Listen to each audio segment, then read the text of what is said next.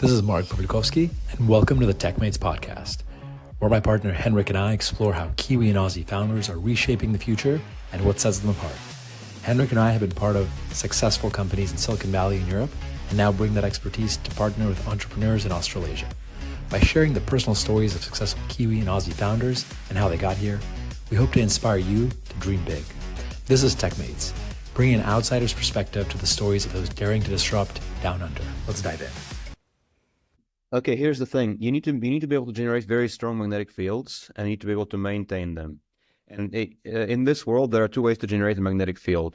Well, you can take a permanent magnet, like a chunk, okay, but then you can't control it. It's always there. Okay, we disregard this. It's not an option. The second way is to generate a magnet on demand, which is called an electromagnet. And to make an electromagnet, you take a piece of wire, you coil the wire, and then you run electrical current through it, okay? And the more current you run through it and the more coils you have, the stronger the magnetic field is that the wire generates. That's how universe works. It's very unusual. It's called a solenoid in physics, whatever. Okay, the limitation is the regular wire, copper wire, or regular conductors, they hate current running through them. They have resistance to it. And the more current you run through it, the hotter it gets, the worse it gets. It ends up being not possible to generate anything that is meaningful in space, because satellites have very limited power, limited space, limited ability to cool things. So essentially, it's impossible to use conventional conductors to generate any meaningful magnetic field whatsoever. I didn't want to give up on the idea. I thought, okay, as a physicist, because I was trained to think from first principles, like what are the variables in these equations which need to be sort of addressed in order for this thing to work? And I thought, okay, well, in principle, if I had no resistance in the wire, I could push a lot of current through the wire, right? And if I push a lot of current, I can generate a massive field. And if there's no resistance and I'm pushing a lot of current through, then I can also sustain that field for a very long time at no energy cost, no penalty. It's like almost like making a permanent magnet in a way, on demand. It's like, man, that would be an absolute beautiful, solution to this problem. And then I realized that the only way to make it work is to work with superconducting material. And superconducting material is another wonder of this universe. Some materials in this world have zero resistance to flow of electric current, but under very specific conditions. Like they need to be almost as cold as the rest of as the deep space is, like 3-4 Kelvin. Unfortunately, it's not practical. You can't make it work. But due to some clever engineering in the last couple of decades, and due to essentially like a few years before Zenno came to be as a business, a technology appeared in this world, which is known as, high temperature superconducting wire. Essentially, it's a man-made replication of naturally occurring superconductors. Okay, we take a piece of wire, make a ceramic material, we deposit many layers, 6 layers onto it, and under specific conditions, this technology allows you to conduct a lot of current through at no penalty.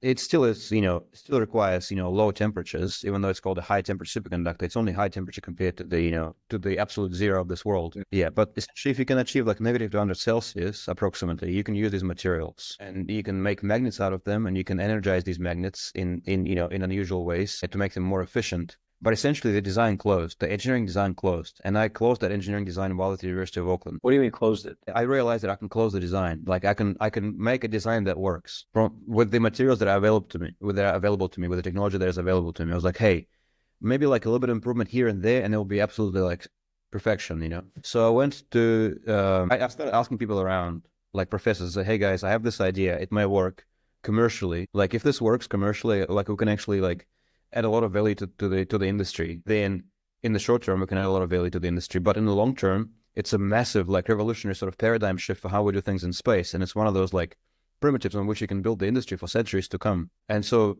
people appreciated that sort of, the idea, the thesis. And I got introduced to an investment body within the University of Auckland called Auckland Uni Services. They normally invest into like postdocs, whatnot, that done some research, generated some IP. But I showed up as an undergrad. I was like, hey guys, I'm looking for some funding. They're like, man, we don't normally do it, but okay, just pitch to us. And I pitched them for 9 months straight. Like I pitched them so many times, but every time they got me closer and closer to de-risking their appetite. And eventually they said, okay, screw it. They got the credible people, they've done the sanity checks, done the diligence, and said, screw it, Max, let's give it a crack. Let's give it a shot.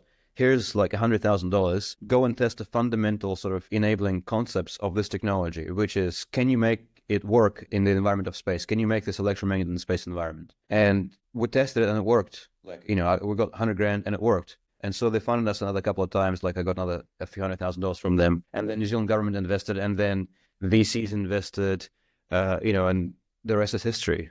Thank you for tuning in to TechMates. If you enjoyed this episode, be sure to subscribe, leave a review, and share it with friends. We'll be back soon with more stories of Kiwi and Aussie founders reshaping the future and disrupting down under. Until next time, keep dreaming big and daring to disrupt.